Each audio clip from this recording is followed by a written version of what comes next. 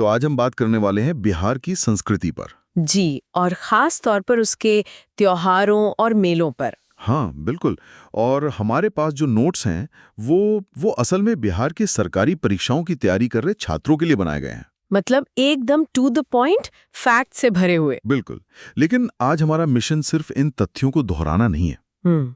हम इन नोट्स के पीछे की जो कहानी है उसे समझने की कोशिश करेंगे, ताकि ये जानकारी सिर्फ याद ना हो बल्कि महसूस भी हो। ये बहुत जरूरी है, क्योंकि ये त्योहार सिर्फ कैलेंडर की तारीखें नहीं है। सही कहा। ये बिहार के कृषि चक्र, वहाँ के सामाजिक ताने बाने और लोक परंपराओं का एक तरह से जीता जागता आईना है। और परीक्षा के लिहाज से भी ये बहुत जरूरी है ना? बिल्कुल। देखिए, ये स्टैटिक जीके का एक बहुत ही महत्वपूर्ण हिस्सा है, इसमें कोई शक नहीं। परीक्षा में ना इनसे जुड़े सवाल सीधे सीधे पूछे जाते हैं। जैसे कि कौन सा त्योहार कहाँ होता है, या हाँ, कौन सा त्योहार किस देवता को समर्पित है, कौन सा मेला कहाँ लगता है।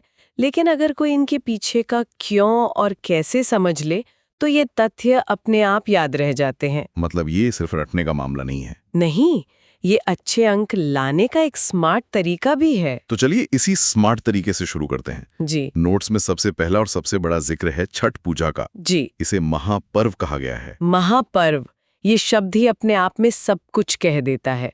ये बिहार की सांस्कृतिक पहचान का सबसे बड़ा प्रतीक है। और अब तो ये सिर्फ बिहार तक ही सीमित नहीं है। बिल्कुल नहीं। आज दुनिया के जिस भी कोने में बिहारी समुदाय है, वहाँ ये पूरी श्रद्धा से मनाया जाता है। नोट्स में लिखा है कि ये सूर्यदेव और छठी मैया को समर्पित है। पर जो सबसे दिलचस्प बात है वो ये है कि ये 1-2 दिन का नहीं बल्कि पूरे 4 दिन का त्योहार है। हाँ, और यही बात इसे बाकी त्योहारों से बहुत अलग बनाती है। इसमें क्रम भी दिया है, नहाए खाए, खरना, संध्या अर्घ्य और फिर उषा अर्घ्य। तो इन 4 दिनों में होता क्या है असल में? बहुत अच्छा सवाल है। देखिए, इसकी आत्मा इसी 4 दिन की यात्रा में है। नहाए खाए का मतलब है नहा धोकर सात्विक भोजन करना। अच्छा, एक तरह की तैयारी। हाँ, व्रती जो व्रत रखते हैं वो नदी में स्नान करके खुद को इस महापर्व के लिए तैयार करते हैं। घर में लौकी की सब्जी और चावल जैसा शुद्ध भोजन बनता है। यहीं से आप कह सकती हैं आत्म अनुशासन का दौर शुरू होता है। मानसिक और शारीरिक तैयारी। हाँ, और इसके बाद खरना। खरना का मतलब है शुद्धिकरण। इस दिन व्रती पूरे दिन उपवास रखते हैं और शाम को गुड़ की खीर, जिसे रसियाव कहते हैं, रसियाव जी, और रोटी का प्रसाद बनाते हैं। ये प्रसाद ग्रहण करने के बाद उनका करीब 36 घंटे का निर्जला उपवास शुरू होता है। 36 घंटे का निर्जला व्रत। ये तो आस्था की पराकाष्ठा है। बहुत कठिन माना जाता है। और इसके बाद आता है मुख्य दिन, संध्या अर्घ्य। हाँ, वो तस्वीरें जो हम सबने देखी हैं नदी के किनारे, हजारों लोग एक साथ। वो तस्वीर ही छठ का सार है। तीसरे दिन शाम को परिवार के सब लोग बांस की टोकरियों में फल, ठेकवा तो बहुत खास प्रसाद है इसका। जी, गेहूं के आटे और गुड़ से बना हुआ, ये सब लेकर नदी या तालाब के किनारे जाते हैं और फिर कमर तक पानी में खड़े होकर डूबते हुए सूरज को अर्घ्य देते हैं। वो दृश्य कितना अद्भुत होता होगा। सोचिए, हजारों लोग एक साथ बिना किसी भेदभाव के प्रकृति की सबसे बड़ी शक्ति सूर्य को धन्यवाद दे रहे हैं। ये सिर्फ पूजा नहीं, एक सामाजिक एकता का भी प्रतीक है। और फिर अगले दिन सुबह उषा अर्घ्य के साथ इसका समापन होता है, उगते हुए सूरज को अर्घ्य देकर। बिल्कुल, जीवन के अस्त और उदय दोनों को सम्मान देना, ये प्रकृति के साथ इंसान के सबसे सीधे रिश्ते का त्योहार है। मतलब परीक्षा के नजरिए से देखें तो 4 दिनों का क्रम, नहाए खाए, खरना, संध्या अर्घ्य, उषा अर्घ्य, ये क्रम, और मुख्य देवता सूर्यदेव, ये 2 बातें सबसे जरूरी हैं। ठीक है। तो छठ में हमने प्रकृति और आस्था का संगम देखा। अब थोड़ा आगे बढ़ते हैं मानवीय रिश्तों की तरफ। समा चकेवा, ये त्योहार मिथिला क्षेत्र का है और भाई बहन के प्यार का प्रतीक है। नोट्स में एक बहुत ही अनोखी बात लिखी है कि इसका संबंध पक्षियों के प्रवास यानी माइग्रेशन से भी है। ये कैसे? ये लोक परंपराओं की खूबसूरती है। वो इंसान और प्रकृति को अलग करके नहीं देखती। समा चकेवा की एक बहुत प्यारी लोक कथा है।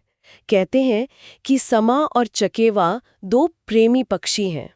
अच्छा। जो सर्दियों में हिमालय से बचने के लिए मिथिला के मैदानों में आते हैं। तो ये असली प्रवासी पक्षियों से जुड़ी कहानी है। हाँ, कहानी के अनुसार एक दुष्ट व्यक्ति ने इनके बारे में झूठी शिकायत करके इन्हें श्रापित करवा दिया था, लेकिन समा के भाई ने तपस्या करके उसे श्राप से मुक्त कराया। अरे वाह। तो इसी की याद में बहनें मिट्टी से समा चुकेवा और दूसरे पक्षियों की मूर्तियां बनाती हैं, उनकी गीत गाती हैं और त्योहार के अंत में अपने भाइयों से वादा लेते हैं कि वे इन पक्षियों की रक्षा करेंगे। मतलब ये सिर्फ भाई बहन के प्रेम का त्योहार नहीं है, ये तो प्रकृति संरक्षण का भी संदेश देता है। बिल्कुल। और परीक्षा के लिए सबसे सीधा सवाल क्या बनता है? समा चकेवा का संबंध मिथिला क्षेत्र से है। हाँ, ये क्लासिक मैच द पेयर सवाल है। समा चुकेवा मतलब मिथिला। और रिश्तों से जुड़ा एक और त्योहार है जितिया, जिसका जिक्र है। ये माताएं अपने बच्चों के लिए करती हैं। जी, जितिया का त्योहार परिवार में माँ की जो जगह है, उनकी जो ममता है, उसको दर्शाता है। इसमें भी महिलाएं अपने बच्चों की सलामती के लिए निर्जला व्रत रखती हैं। तो छठ प्रकृति के लिए, समा चकेवा भाई बहन के लिए और जितिया माँ के प्रेम का प्रतीक। यही विविधता बिहार की संस्कृति को इतना समृद्ध बनाती है। बिल्कुल।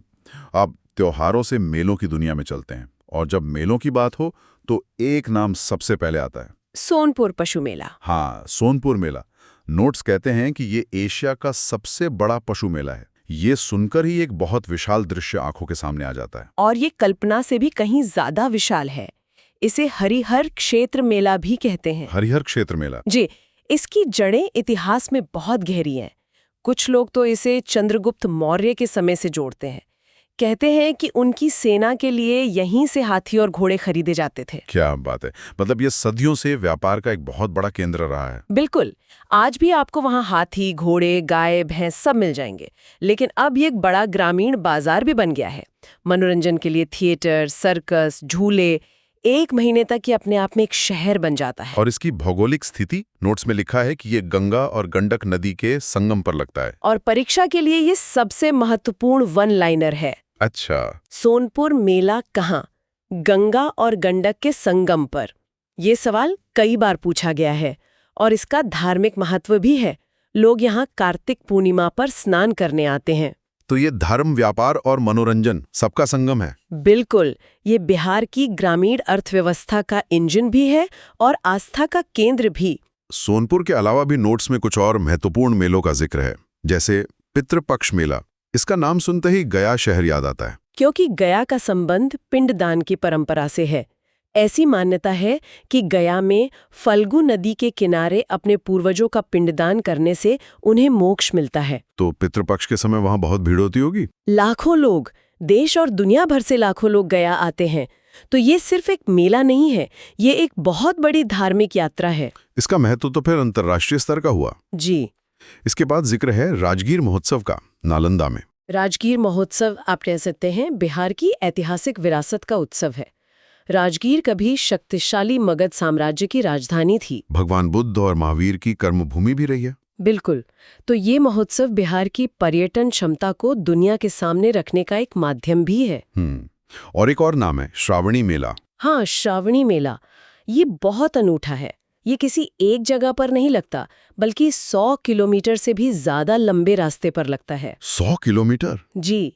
सावन के महीने में लाखों श्रद्धालु, जिन्हें कांवरिया कहते हैं, सुल्तानगंज में गंगा नदी से जल भरते हैं और पैदल यात्रा करके देवघर में बाबा बैद्यनाथ को जल चढ़ाते हैं। और वो पूरा रास्ता केसरिया रंग में रंगा होता है। हाँ, आस्था और सहन शक्ति की एक अविश्वसनीय मिसाल है वो। तो इन सब का सार ये निकलता है कि अगर जल्दी से रिवीजन करना हो तो कुछ बातें बिल्कुल साफ होनी चाहिए। बिल्कुल। मुझे नोट्स का वो एग्जाम ओरिएंटेड वन लाइनर्स वाला सेक्शन बहुत अच्छा लगा। जैसे छठ पूजा मतलब सूर्यदेव। हाँ, सोनपुर मेला मतलब एशिया का सबसे बड़ा पशु मेला, गंगा गंडक संगम, पितृपक्ष मेला गया और समा चकेवा मिथिला क्षेत्र। ये तो बिल्कुल फ्लैश कार्ड की तरह काम करता है। हाँ। और परीक्षा के आखिरी दिनों में यही वन लाइनर सबसे ज्यादा काम आते हैं। अरे इसी में एक और मजेदार चीज दी गई है, एक स्मरक मतलब निमोनिक, CSJS। हाँ, CSJS। ये क्या है? C से छठ, S से समा चकेवा,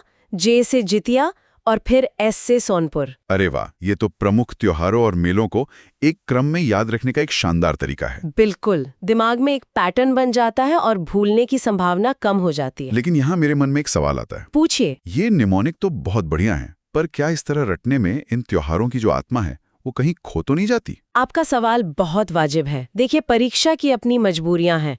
वहाँ समय कम होता है और सटीक जानकारी पर अंक मिलते हैं। सही बात है। उस लिहाज से CSGS जैसे निमोनिक बहुत जरूरी हैं। ये पहला कदम है। लेकिन असली शिक्षा तब पूरी होती है जब छात्र उस S को सिर्फ सोनपुर के नाम से नहीं, बल्कि गंगा गंडक के संगम पर बसे उस मेले की तस्वीर से जोड़े। और सी को छठ के साथ साथ उगते और डूबते सूरज को अर्घ्य देती आस्था से जोड़े। बिल्कुल। तो निमोनिक एक दरवाजा है, लेकिन उसके अंदर की दुनिया को महसूस करना भी उतना ही जरूरी है। क्या बात है, मतलब पहले तथ्य को पकड़ो और फिर उसकी आत्मा को समझो। बिल्कुल। तो आज की इस चर्चा से ये तो साफ है कि बिहार के त्योहार और मेले सिर्फ सांस्कृतिक आयोजन नहीं है। नहीं, ये इतिहास, भूगोल, समाज और आस्था का एक जीता जागता संगम है। हमने छठ पूजा की गहराई समझी, समा चकेवा में भाई बहन के प्रेम और प्रकृति के अनोखे मेल को देखा, सोनपुर मेले के विशाल स्वरूप को जाना। और इससे एक महत्वपूर्ण सवाल उठता है, जब हम इन त्योहारों और मेलों के बारे में पढ़ते हैं, तो क्या हम इन्हें सिर्फ स्टैटिक जीके के बिंदुओं के रूप में देखें? या इन्हें बिहार की नदियों, खेतों और लोगों के दैनिक जीवन से जोड़कर एक बड़ी कहानी का हिस्सा बनाएं? ये सोचने वाली बात है। शायद अगली बार जब कोई छात्र सोनपुर मेले के बारे में पढ़े, तो उसे सिर्फ गंगा गंडक का संगम याद ना आए, बल्कि उस संगम पर सदियों से चले आ रहे जीवन का प्रवाह भी महसूस हो। शायद तब ये तथ्य सिर्फ तथ्य नहीं रहेंगे, वे जीवंत हो उठेंगे। और जब जानकारी जीवंत हो जाती है, तो उसे याद रखने के लिए किसी निमोनिक की जरूरत नहीं पड़ती। बिल्कुल। हमारी अगली चर्चा बिहार के लोक नृत्यों और संगीत पर होगी, जहां हम देखेंगे कि कैसे हर खुशी और हर गम को सुर और ताल में ढाल दिया जाता है।